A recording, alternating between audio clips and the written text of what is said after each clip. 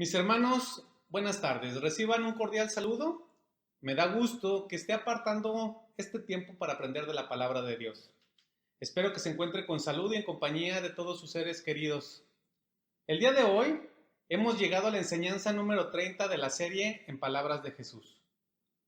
Pero antes de continuar con nuestra enseñanza, vamos a recordar muy rápidamente, traigamos a la memoria un poco lo que vimos en la última ocasión. Los 70 discípulos que Jesús en su soberanía escogió y posteriormente envió a las ciudades y poblados, salieron con la encomienda de predicar el Evangelio. Después de un tiempo, llevando a cabo la obra, ellos regresaron felices. Estos hombres vieron grandes resultados al ministrar en el nombre y con la autoridad de Jesús. Por donde quiera que ellos iban, sucedían cosas maravillosas. Estaban muy contentos con las victorias obtenidas al testificar del Evangelio y además, con el poder que Jesús les otorgó, pudieron sanar enfermos y echar fuera demonios. A su regreso, Jesús se gozó con ellos, pues habían hecho la obra a la que fueron enviados.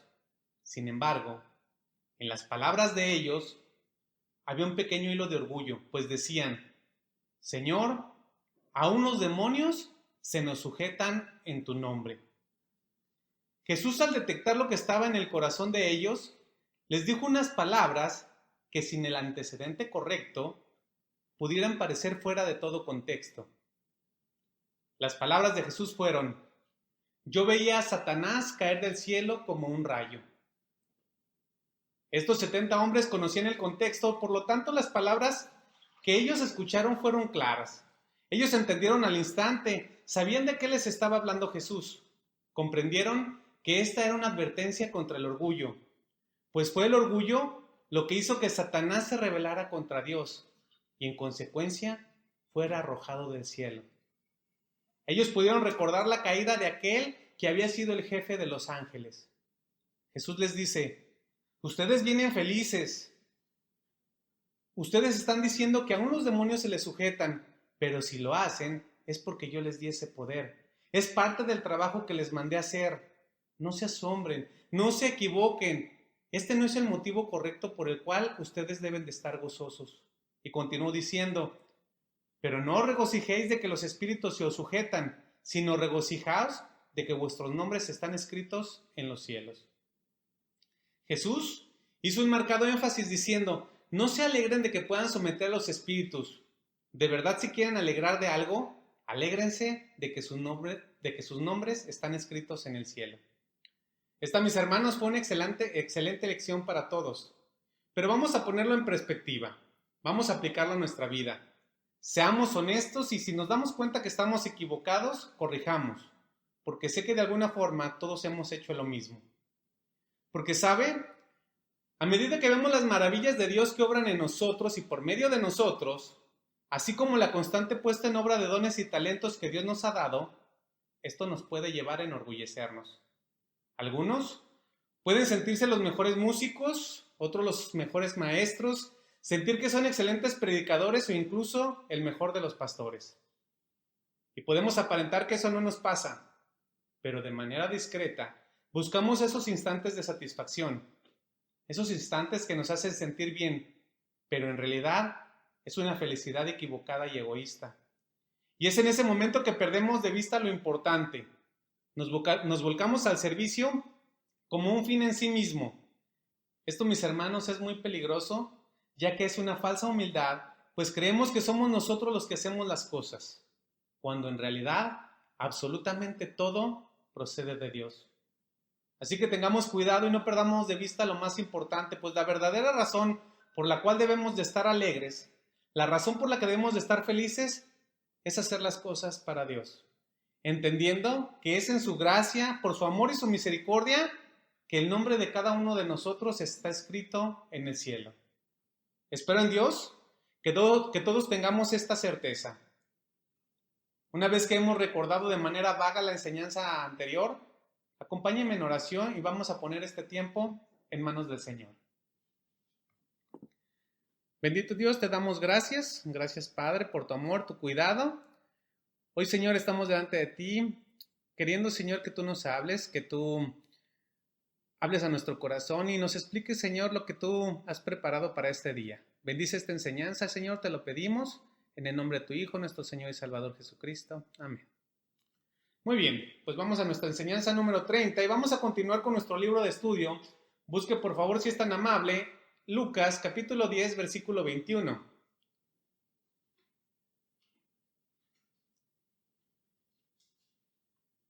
Lucas 10, 21 dice, en aquella misma hora, Jesús se regocijó en el Espíritu y dijo, yo te alabo, oh Padre, Señor del cielo y de la tierra, porque escondiste estas cosas de los sabios y entendidos y las has revelado a los niños. Sí, Padre, porque así te agradó. De entrada, este verso es una expresión de alabanza y adoración dirigida por Jesús hacia su Padre. Y todas las cosas de las que habla y que fueron escondidas a los sabios y entendidos son su propia deidad, su condición de Mesías e incluso los milagros que realizó. ¿Saben? Suele suceder que aquellos que creen tener mucho conocimiento, por lo general, son personas escépticas. Para estas personas les es muy difícil creer. En lo natural, con las formas comunes de pensar, con la forma actual, como actúa el mundo, parece que los premios de la vida van hacia los inteligentes, los ricos, los bien parecidos o los poderosos. Muchos hombres apelan al conocimiento y los recursos que dicen tener. Otros se aferran a su linaje, se consideran distintos, especiales, y otros más apuestan a su posición o a sus habilidades, y creen que estas cosas los hacen tener ventaja sobre los demás, incluso aún en lo espiritual. Pero Jesús nos enseña que esto no es así. Jesús agradeció a Dios, a su Padre, que la verdad espiritual fuera para todos, y no solo para un grupo selecto. Mis hermanos, es una bendición que el reino de Dios está al alcance de todos, porque nadie, absolutamente nadie, llega a Jesús mediante la fuerza, mediante el conocimiento o la inteligencia, sino solamente por confiar como niños. Así es. Solo podemos estar en la presencia de Dios confiando como un niño pequeño que no tiene nada de qué jactarse, que no ha logrado nada en la vida, que no se ha expuesto o se ha contaminado con la sabiduría del mundo. Porque como ya hemos visto, un niño es maleable, natural, sencillo, conserva su capacidad de asombro. De esta manera, puede recibir las verdades de la palabra de Dios de una manera fácil y práctica. Y solamente los cristianos podemos entender esta parte, porque si hemos recibido a Jesús como Señor y Salvador, es porque en un momento de nuestra vida hicimos de lado todo, absolutamente todo, y aceptamos a Jesús como niños. Así que debemos de alegrarnos y unirnos a Jesús en agradecimiento a Dios de que todos tenemos igual oportunidad de ser ciudadanos del reino celestial. Pero quiero hacer un paréntesis y le pido por favor que ponga mucha atención en la expresión de Jesús cuando dice, porque escondiste estas cosas de los sabios y entendidos. Quiero aclarar este punto. Jesús no está en contra de los que buscan aprender y conocer más. No, ese es el punto. No está en contra de los que estudian y se preparan. Jesús se está refiriendo a lo que en algunas personas produce estudiar más, porque es común que en muchos, al estudiar y prepararse, al tener más conocimiento, se les llega a formar en ellos orgullo, jactancia espiritual, es decir, se llegan a sentir con un mayor entendimiento que los demás. Por lo tanto, Jesús se opone a todos aquellos que creen que por ser sabios en su propia opinión ante sus propios ojos, los puede llevar a acercarse más a Dios. A veces, en ocasiones, este es el problema. Al estudiar solo por conocimiento la revelación de Dios, no es para aquellos que creen que son sabios y entendidos. Pero bueno, vamos a las siguientes palabras de Jesús. Versículo 22 de Lucas 10. Dice Jesús, todas las cosas me fueron entregadas por mi Padre, y nadie conoce quién es el Hijo sino el Padre, ni quién es el Padre sino el Hijo, y aquel a quien el Hijo lo quiera revelar. Parece un trabalenguas. Pero cuando Jesús expresa estas palabras, de entrada está hablando de una relación directa con su Padre, de un conocimiento mutuo. Esto habla de unidad, de cercanía. Decir esto, que Él era el Hijo de Dios, pudiera ser pretencioso para cualquier persona. Incluso es considerado como una blasfemia. Sin embargo, esto no aplicó para Jesús.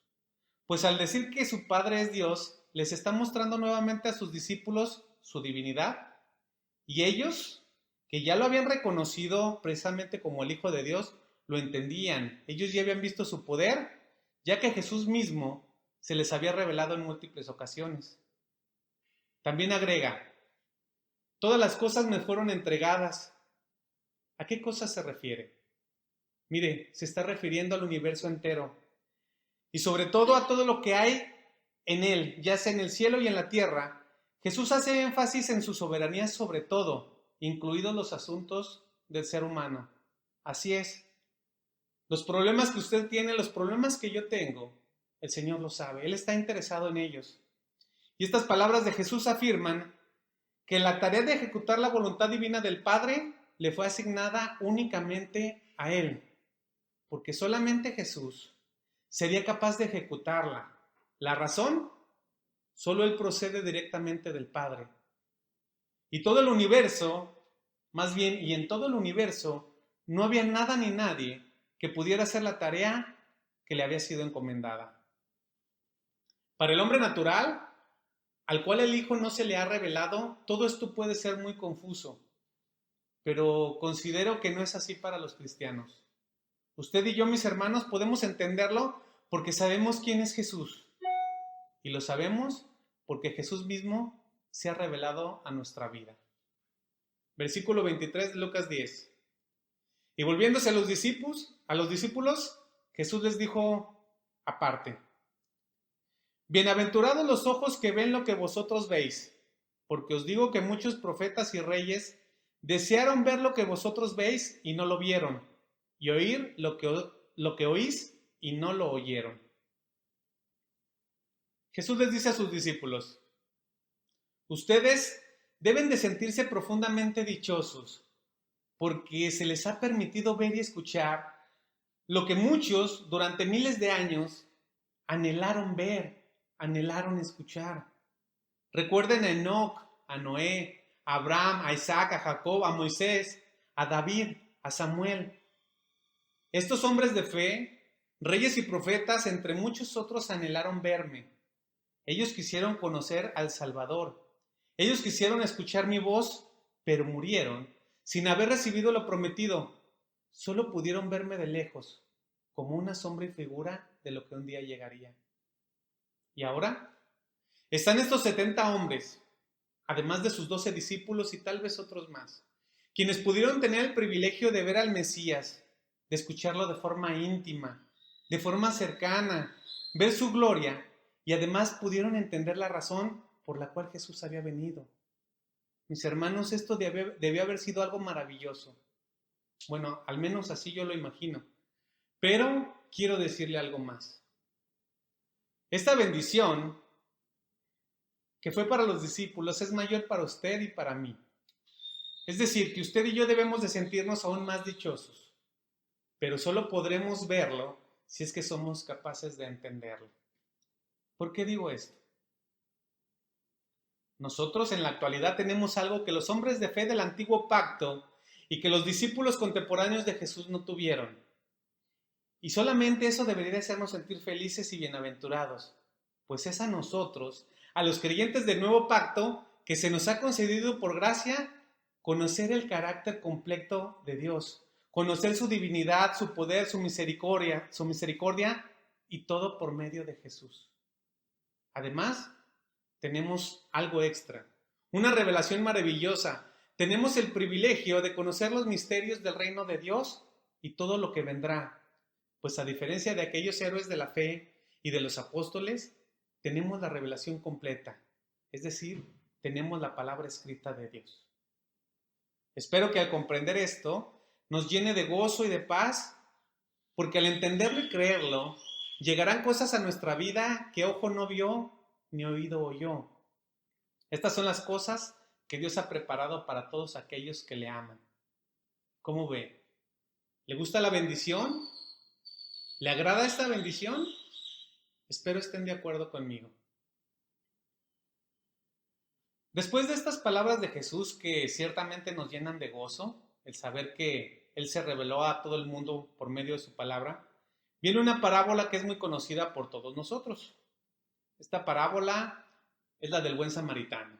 Sé que todos están recordando el tema, pero vamos a dar un antecedente. Por lo general, la mayoría de las personas tratan de no pensar en lo que está después de la muerte. Es decir, que prefiere no dedicar tiempo en deducir o saber qué hay después de que partimos de este mundo. No entienden la vida eterna. El hombre natural ha acuñado el pensamiento de que al morir todo terminará. Y saben, solamente está tratando de autoengañarse. Y dice, ¿para qué preocuparse si la muerte es el fin de todas las cosas? Además, de manera aparentemente valiente, expresa con simpleza, hoy comamos y bebamos porque mañana moriremos. Esto en realidad no es una expresión de valor, tan solo es un cliché, una frase aprendida, una frase fácil de decir, pero difícil de aceptar, pues la verdad es que nadie quiere morir. Y aplazamos cualquier pensamiento relacionado a ese día fatídico. Todos lo vemos como algo muy lejano, pero la realidad es que está tan cerca como una respiración o un parpadeo. Aunque alguien no lo quiera reconocer, el hombre sin Dios en el fondo tiene temor de qué pasará cuando su día final al fin llegue.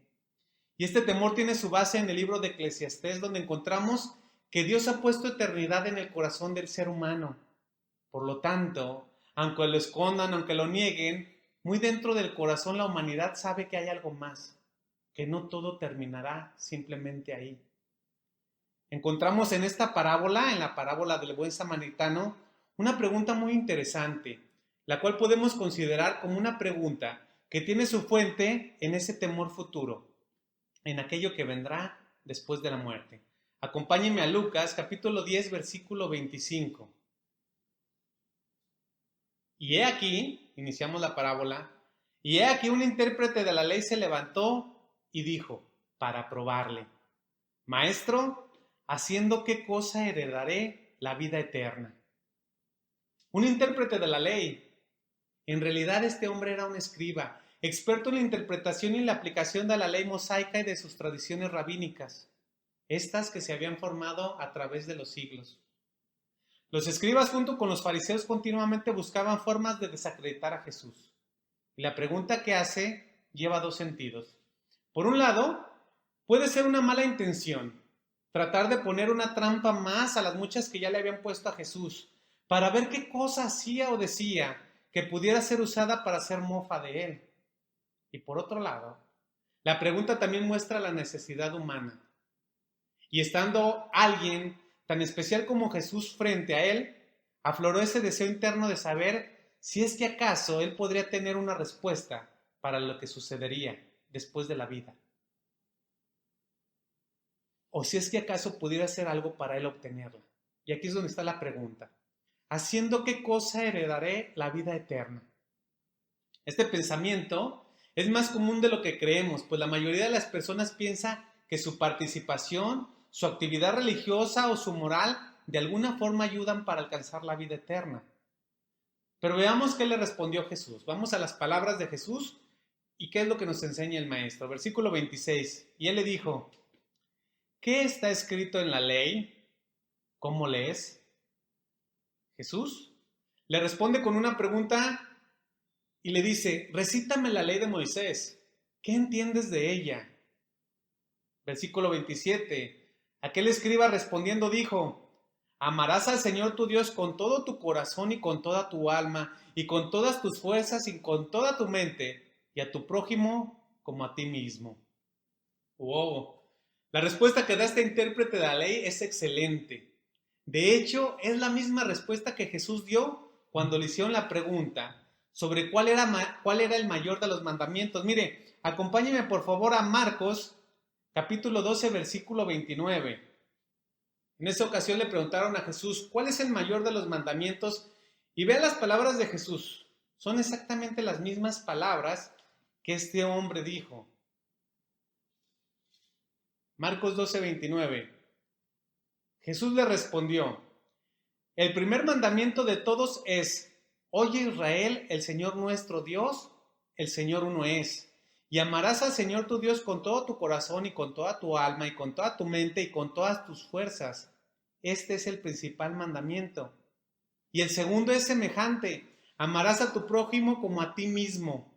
No hay otro mandamiento mayor que estos. ¿Pueden ver que la respuesta que da el intérprete de la ley es exactamente la misma respuesta que dio Jesús?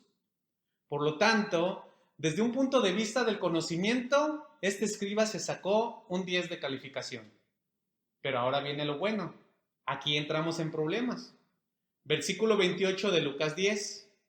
Vamos a ver qué dijo Jesús.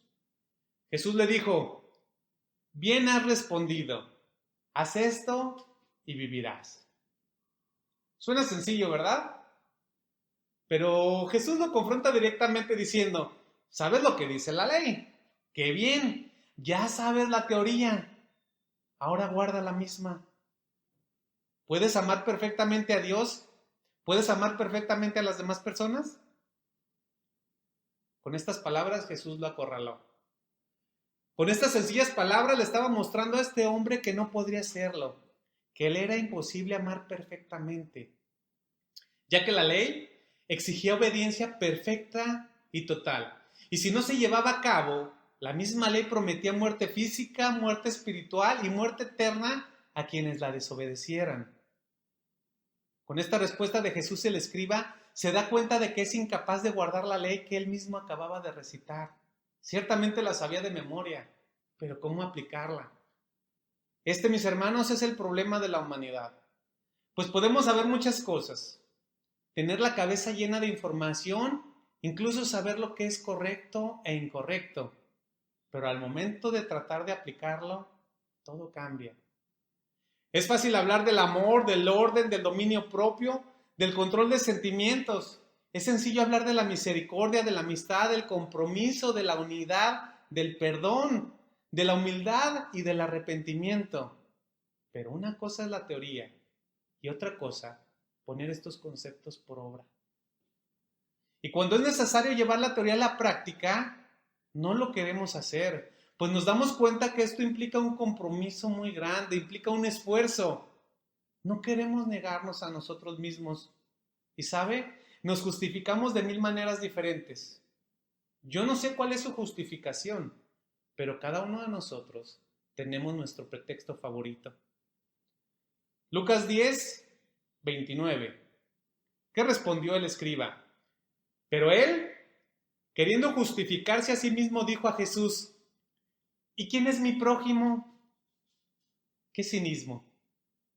Al llegar a esta altura de la conversación, el escriba, en vez de reconocer su incapacidad de amar a Dios como lo pedía la ley, en vez de negarse a sí mismo y de reconocer su limitación y su pecado, en vez de suplicar por perdón, decide hacer todo lo contrario y deja salir el orgullo, su justicia propia, trata de defenderse y decir, yo en todo estoy bien, tengo comunión, mi relación con Dios es perfecta, todo lo que hago es porque Dios lo permite. ¿En serio? ¡Qué orgullo, qué altivez!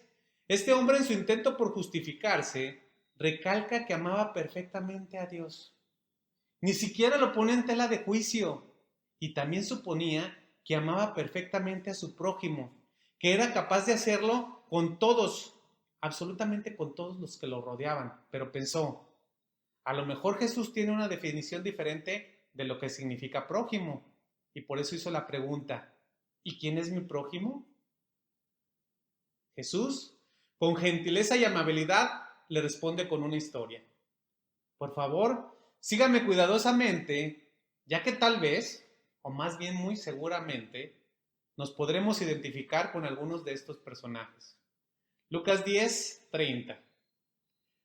Respondiendo Jesús dijo, un hombre descendía de Jerusalén a Jericó y cayó en mano de ladrones, los cuales le despojaron e hiriéndole se fueron dejándole medio muerto. Es decir, le dieron una paliza, lo asaltaron. ¿Qué situación tan difícil la de este hombre? El camino a Jericó era una vereda empinada de unos 25 kilómetros.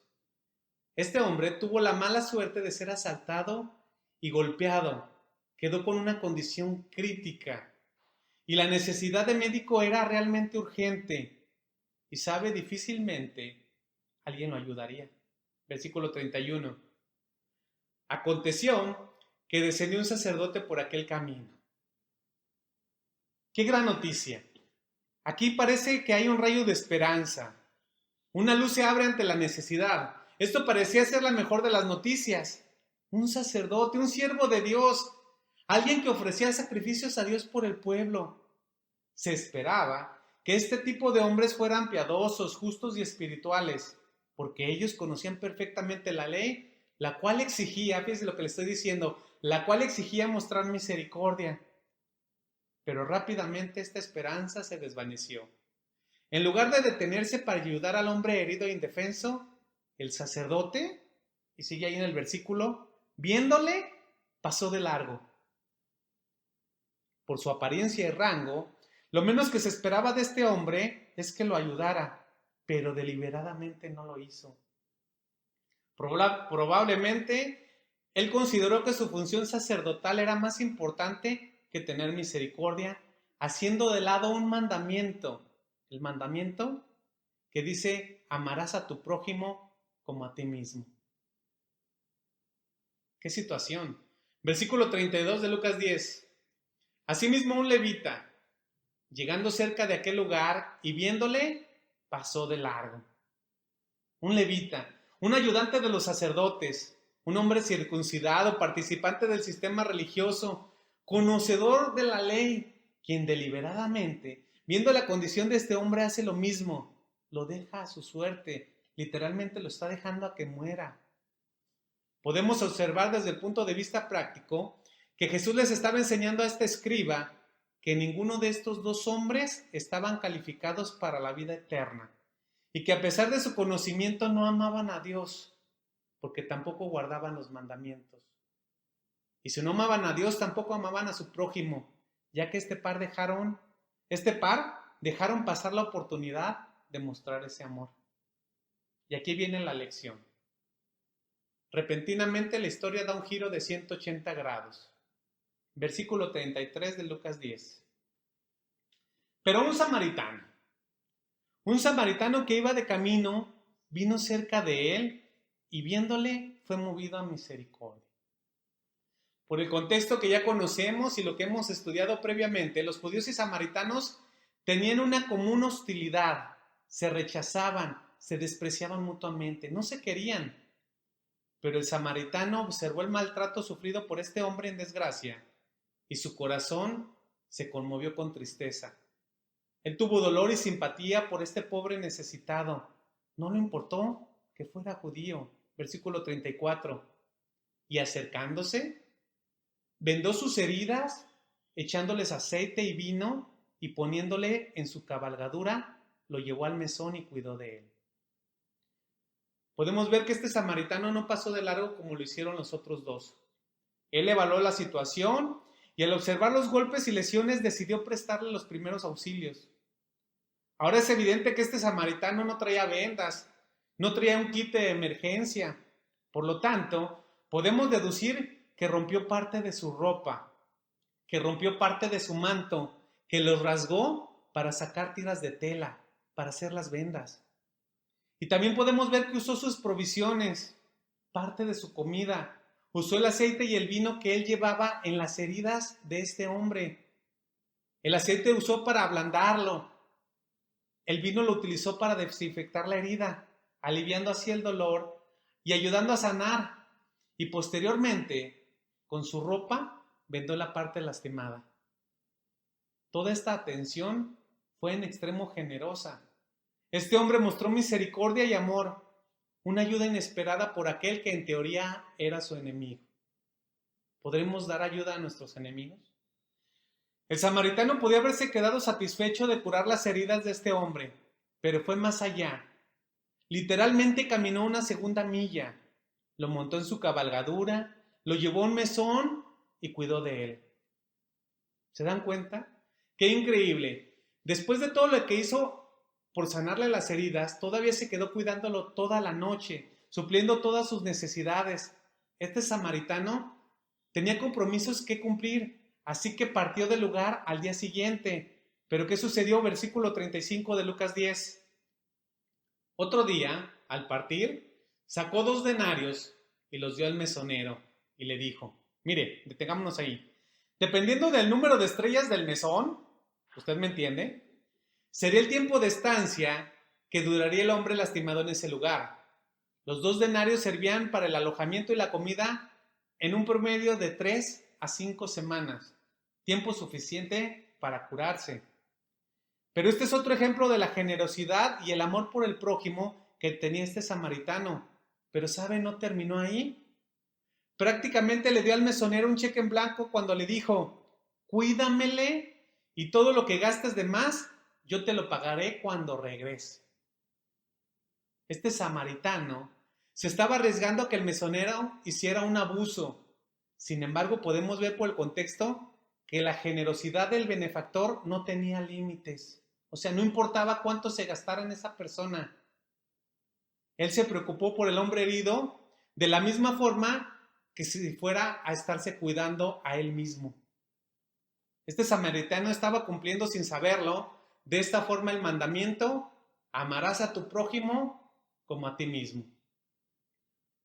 Jesús, con esta parábola le estaba diciendo al intérprete de la ley, esta es la clase de amor ilimitado que se necesita para obtener la vida eterna. El escriba se encontraba cabizbajo, se encontraba pensativo, pues sabía que él no tenía esta clase de amor. Jesús enfatiza el ejemplo con una pregunta obvia. Lucas 10:36. ¿Quién pues de estos 3 te parece que fue el prójimo del que cayó en manos de los ladrones? El escriba contestó, el que usó de misericordia con él. Entonces Jesús le dijo, ve y haz tú lo mismo. En esta última frase, en palabras de Jesús, ve y haz tú lo mismo, si es sacada del contexto correcto, nos puede hacer pensar que las obras en sí mismas son suficientes para alcanzar la vida eterna. Pero Jesús de ninguna manera está diciendo esto. Por el contrario, la idea que Jesús transmite es inversa. Pues le dice, solo amando a Dios y a tu prójimo de manera continua, es decir, de forma perfecta y en todo momento, podrás satisfacer el primer mandamiento y el segundo. De esta forma obtendrás la vida eterna. Pero mire, cuando Jesús enfatizó, veías tú lo mismo, el escriba entendió que era imposible. No hay quien pueda hacer eso. El planteamiento usado por Jesús nos indica que nadie, absolutamente nadie, es capaz de mostrar este tipo de amor. Y esto, mis hermanos, es una acusación por parte de Jesús hacia toda la humanidad. Hacia la humanidad que está hundida en el pecado. Nadie, absolutamente nadie, por sí mismo, no importa lo que haga, puede heredar la vida eterna. Pero a pesar de la situación, había un camino para este intérprete de la ley. Ahí, parado frente a él, estaba Jesús. Frente a él estaba Dios mismo encarnado, dándole una oportunidad de reconocer su pecaminosidad. Este hombre, este escriba, podía haberse reconocido incapaz de salvarse a sí mismo. Podía suplicarle a Jesús por misericordia y perdón. Y puedo asegurarle, sin lugar a dudas, que si este hombre se hubiera humillado, Jesús lo habría perdonado. Porque, ¿sabe? Jesús siempre está dispuesto a ofrecer perdón y a darlo por gracia. Este intérprete de la ley tuvo un raro privilegio. Mantuvo una conversación sobre la vida eterna con aquel que en sí mismo es la vida eterna. Solo necesitaba reconocerse como pecador, pero no quiso. Como muchos, este hombre optó por el orgullo y por su propia justicia. Este es un trágico ejemplo de una oportunidad perdida. Pues a pesar de haber hecho la pregunta correcta a la persona correcta y obtener la respuesta correcta, se alejó para enfrentar muy probablemente un destino eterno separado de Dios. Concluyo con esto, mis hermanos. Este es un claro y muy lamentable ejemplo del corazón del hombre. La lección que nos queda a los cristianos es que siempre, todos los días debemos de dar gracias a Dios porque hemos alcanzado misericordia. Y sabe, no es por nosotros, no es por usted, no es por mí, ni nada que podamos hacer, no vale nada. Pues ninguno tenemos nada de qué gloriarnos.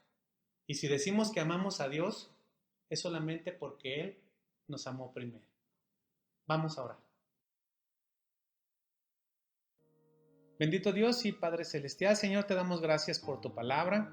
Gracias, Señor, porque nos permites aprender mucho de ella y darnos cuenta, Señor, que en sí mismo nosotros no tenemos nada, absolutamente nada de qué ufanarnos o gloriarnos, Señor. Si hemos recibido algo es porque tú en tu misericordia nos lo das. Y queremos agradecerte, Señor, que nos has tenido en tus planes.